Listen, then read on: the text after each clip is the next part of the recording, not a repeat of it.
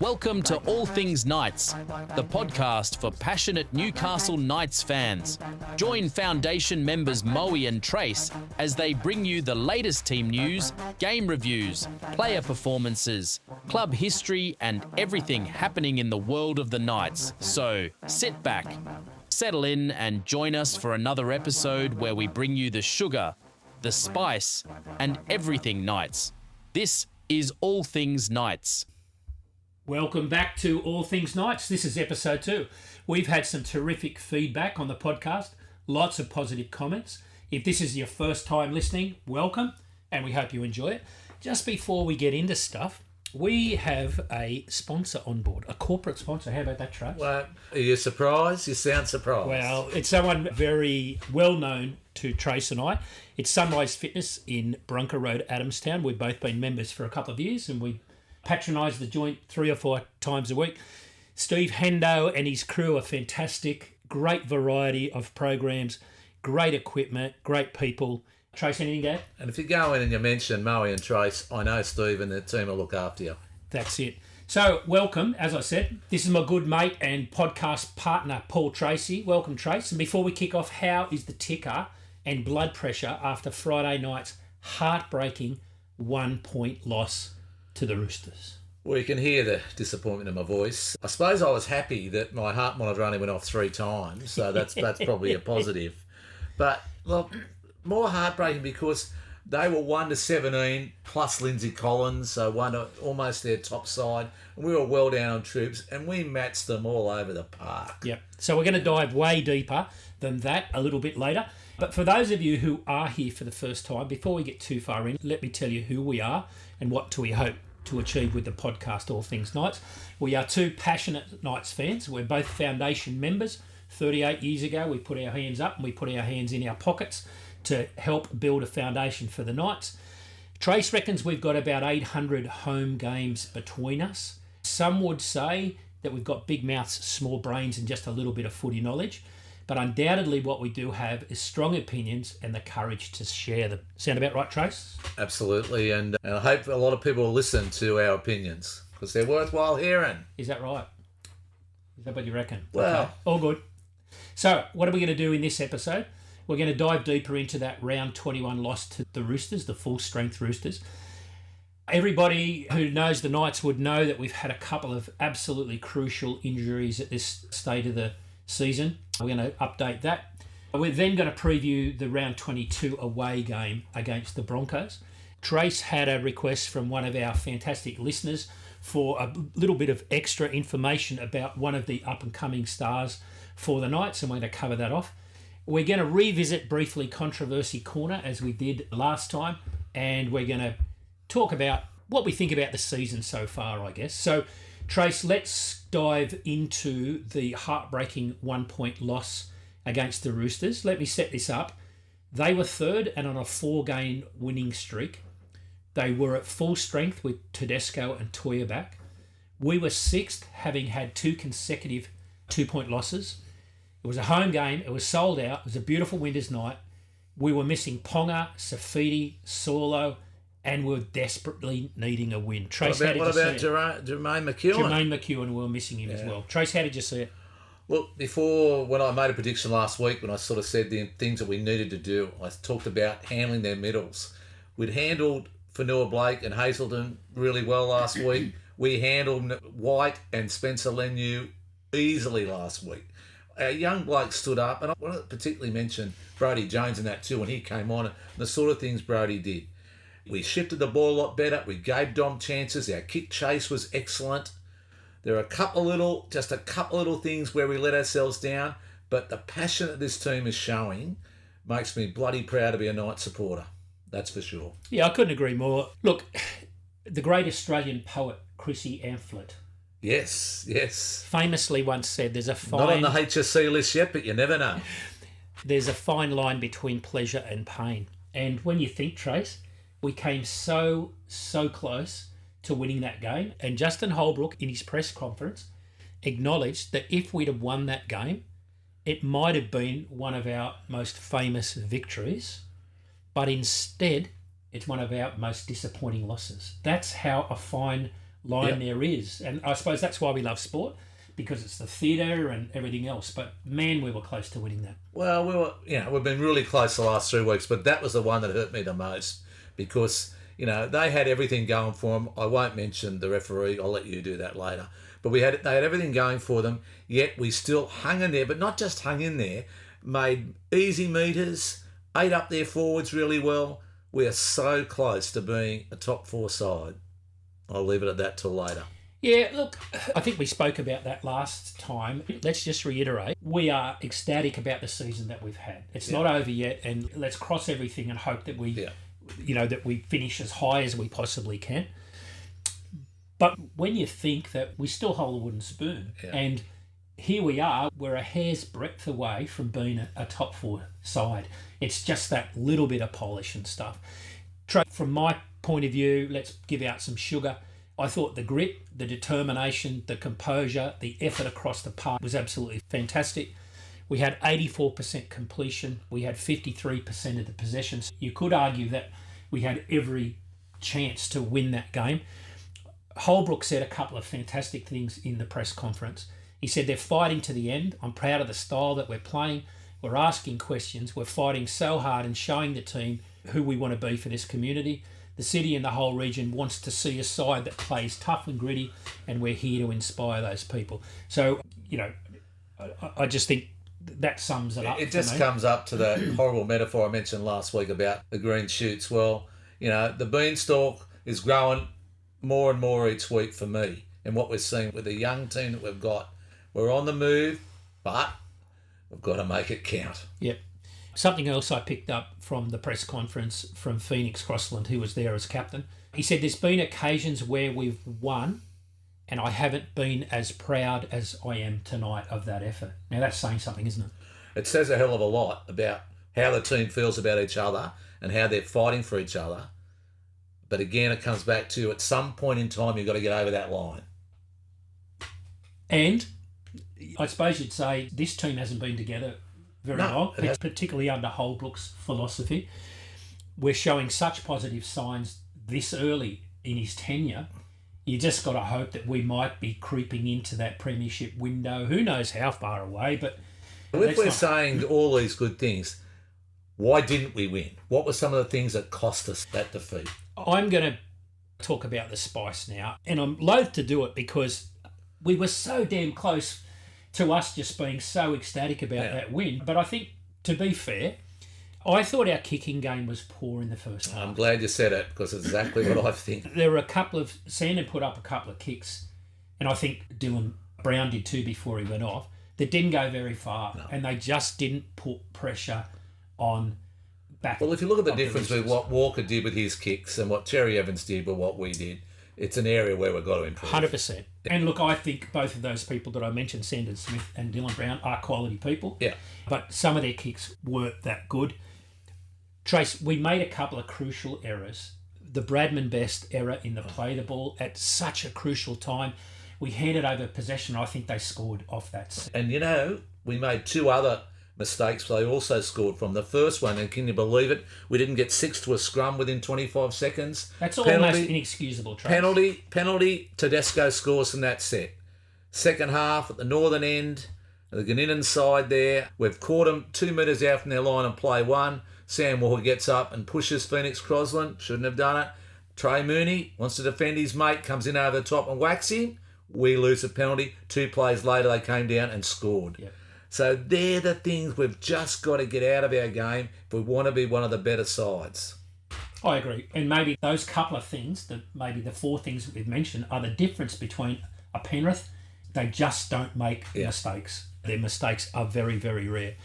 As much as we don't like to bash up refs, Wyatt Earp, or whatever his name is, in that second half, when we had a chat at half time, you actually said to me, we haven't had 50-50 calls for 38 years, but I reckon we're getting them, right? And so in the first half, I think we did. Yeah. But you'll remember, and it was absolutely blatant in the second half, Roosters were 1 metre to 2 metres offside consistently. Now, I was listening to the Triple M call with Jim Callanan. I wasn't, but Michael Hagan. And Hagan is usually very, very fair and balanced.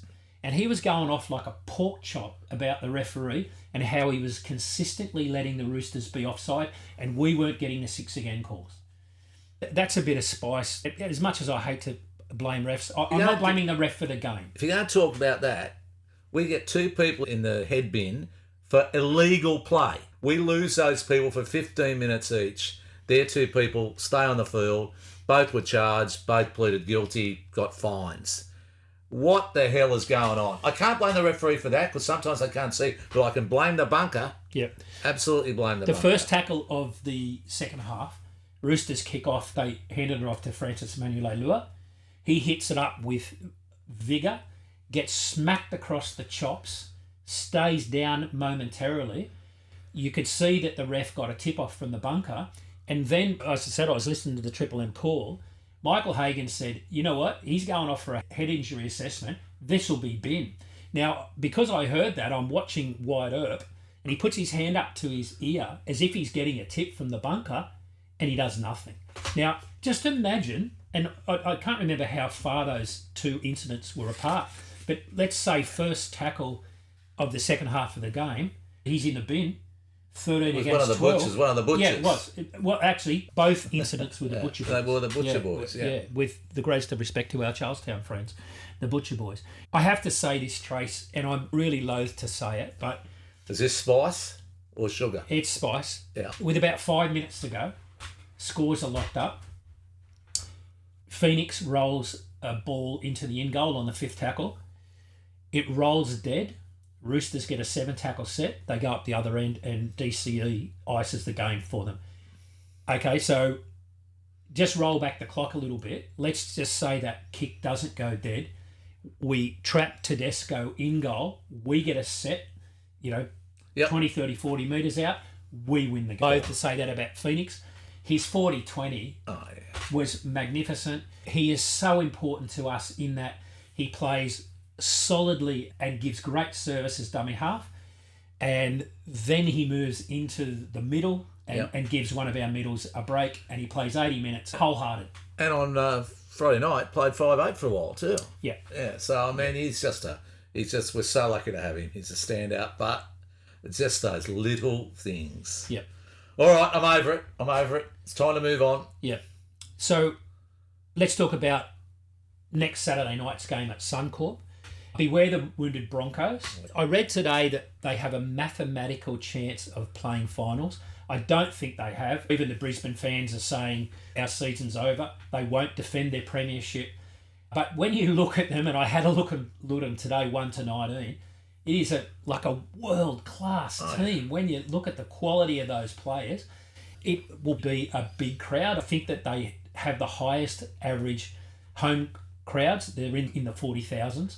They will play for pride. When you look at how many champions are in that team, I don't think it's going to be easy for us. It won't be easy at all. I've had some great memories there. I was there when Kirk Gidley kicked a field goal to beat them in extra time when Hagues was coaching with Barney Miller. So I've got great memories there. I've lost there plenty of times too. Sure. We're just going to need to forget about the players we haven't got. And we've got to maximise the skills of the players we do have. And keeping in mind now, we didn't have Jermaine on Friday night. I mean, to have him back with him on one side of the field and Francis on the other. Yeah. Speaking of Francis, we're going to talk about him. Yeah. One of our listeners, Steve Buddha Johnson, asked about it. And we've done a bit of research for you, Buddha, about Francis, where he came from and a little bit more about him. So, Mowie, over to you, mate. He's from a little town in New Zealand called Papatete. He played for, I believe that it's the Papatete Panthers. Yeah. And speaking of the Panthers, he came over and played in the Jersey Flegg and Harold Matthews for the Panthers. We signed him only last year, and he made his debut obviously this year. He's only 22. Yeah. And he's a strong He's a beast. runner. He's not too different, I think, to Dylan Lucas in that he runs those beautiful lines. Yeah. He can break a tackle. He's got good pace and he's got good hands. I was really surprised at how young he was, and it was good that your mate asked us for some info because I honestly didn't know that much about him. A really interesting history. He'll probably play for New Zealand, maybe even at the end of this year. Yeah, that's a possibility. You wouldn't be surprised, would you? Nah, not the way he's going. Yeah. So well done, Francis, and really look forward to him developing his reputation and his skills. Getting back to the Broncos game, obviously Dylan Brown out for the rest of the season. Well, he's probably out for 12 months. Yeah. And that's going to They're really talking hurt us about next year. Anzac Day next year. That's what Wow. they're talking about now. I heard Chris Jones say that this morning. Okay, well, that's still a pretty remarkable recovery. Yeah. Dylan Lucas had surgery on Sunday for a dislocated and fractured ankle. Would he be back for the beginning of next season? Oh, definitely. Okay. Definitely. Yep. Definitely he'll be back. We kind of haven't spoken about JSAF for a while, but we're still missing him. I'm hearing it's getting close. And Pasani Saulo. Both of them very close. Yeah. So when you look at our spine, and again, if you look at our team 1 to 19 for the Broncos, it's still pretty impressive. Look at our spine. You've got Phoenix, Sandon Smith, Fletcher Sharp and KP. KP back this week, of course. Yeah. And we need strong games from Jermaine and Francis. Well, I'm really looking forward to another confrontation, mate. I want to see, because we know how good Cody Hopwood and all the talks about him as a Australian schoolboy. Here's a real chance. He's playing against the best, in my opinion, Payne Haas. Yep. And here's his chance to stand up and show us what we've got, he and Trey Mooney, what we've got. Because if we handle Haas and Willison, we'll just about have handled their forwards. Yep. Because Phoenix Ricky's out, the other Ricky's in, but he doesn't offer as much with the ball. So, it's a really important game. Again, those middles, if we can stop those middles again, we can win the game. Interesting you mentioned Cody Hopwood. I reckon I've seen incremental improvement in him every single game that he's played. I think this will be his fifth. Oh, fifth or sixth, something like that. Yeah. I think he looked over, and who wouldn't be, in his first and second games, and I think there's been incremental improvement since then. I met him in Vegas. He's a big unit. Yes. He's much bigger than you think. He is a big human being. Yep. So, it's a really, really important thing. And I mean, with having him and then with the two young guys, with Jermaine and Francis, I wouldn't want to be Ezra Mam, because I think that without knowing Holbrook's tactics, they'll be attacking Mam's defence without any doubt. Sure.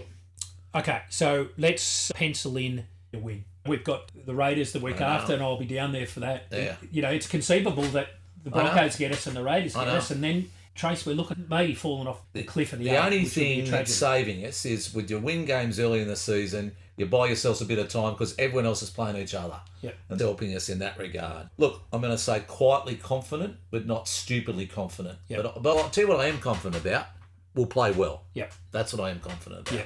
We haven't had a bad game for a long time. Yeah. And I'm touching wood as I'm saying that. Yeah. Okay, so last week we introduced Controversy Corner, and we're just going to touch on a couple of things here. Trace, we bashed the bunker. And I think rightly so last time. I was at the Sunnyside Hotel. They're not a sponsor, but you can come on board potentially. Before the game last week with a bunch of mates. And they'd all listened to the podcast. And I was delighted that for the next 20 minutes, we were kicking ideas around the bunker. And a couple of them actually liked my jury idea. But this came from a good mate of mine, Tails. I think it's a fantastic idea. Solve the problems of the bunker. Ban replays. No replays. No one's going to blow up because you won't know if it's bad or good. That's right. Good on your Tails, you goose. Okay, what about you ripped in, respectfully so, to Dane Gagai. You had a bit of a conspiracy theory. What was it? Just recap quickly. Well, my theory was that he was actually dropped. He wasn't injured. That's probably been debunked because he's back this week. But my God, what more does Fletcher Hunt got to do to play first grade? Yeah. It was interesting. The very first time Billy Smith got the ball last Friday night, he half got through Fletcher Hunt. Fletcher Hunt made sure for the rest of the game he didn't make a bean, Billy Smith. And that says a lot about him. Yet he made good ground. What about the hands for Dom Young to try in the corner? Magnificent. He's a first grader. He's got to play first grade. And as we said last week, the risk is come 1st of November, he's allowed to talk to other clubs and he will be a hot property. I can see him in a Melbourne jersey. I can see him in a Dogs jersey. It makes me sick. They're going to chase him. As I said a couple of weeks ago, you know how in America you look at their dollar note and it says, "In God we trust." I'm going to say, in Peter O'Sullivan, I trust, because I think he's made a huge difference at this club. Did you see him in the box last Friday night? He was just riding every tackle and doing everything. I mean, it means something to him. Because you could see by his body language and his response. Yeah. It's great to see. Yeah. So I know you're listening, Pete, Sully. Just sign Fletcher Hunt and make sure that we're all happy. So, yeah, maybe the conspiracy theory about seeing the last of Gags. I'm pretty confident, Gags being Gags, that he'll want to go to Brisbane and have an absolute blinder. Yeah. And with Mark and Dean Mariner, Mariner is quick, which is a bit of a worry, but he's also, Gagai is strong, so that'll be interesting. Yep. Okay, let's sum up the season so far. We've said a number of times when people asked us what would we be happy with this year, and we said, look, if we make the 8, it's been a fantastic year. We've still got a bit of work to do this year to make the 8, I reckon. We've got Broncos away this week. We've got Raiders away next week. We've got Titans at home, Manly at home, and Warriors away, then a bye. So, we've got to pencil some of those in, mate. You've got to win 2. You've got to win 2 of those. But I think we can win more than that. Yep. I just feel, it's got a feeling that Friday night might be something special. Yep. So, top 6 would give us a home semi. Yeah. And, they're going to hold their fists up for that. It'll be an absolute packed house. We talked last time about the very memorable home semi against Canberra a couple of years ago. That was an atmosphere like nothing else. So let's just hope that we get top 8, but top 6 would be magnificent. So just before we finish up, I haven't told you about this, Trace, but I was in Sydney the last couple of days and catching ferries. I had my Newcastle Knights cap on it, and I'm going to call him new mate Kel. He's a crew member of Sydney Ferries. He sought me out when he saw my hat. We had a fantastic chat. I said, why are you a Knights fan? He said, well, I literally grew up in Leichhardt. My grandfather is a lifelong Tigers supporter. My dad's a lifelong Tigers supporter. But he said, when I was old enough to watch footy, it was the Johns brothers dominating. And he said, red and blue are my favourite colours. He's now a new listener to the podcast. So good on you, Kel. Well done. We've had some fantastic feedback about the podcast. So keep it coming. That's all for this week. And as I've said last week, if you enjoyed, tell your friends. And if you didn't, mind your own business. Go Knights. Go you mighty Knights. Well, there you have it. 2 self-confessed experts, gibberers, on all things Knights. Nice one, boys. Join Mowie and Trace next week for another episode of All Things Knights.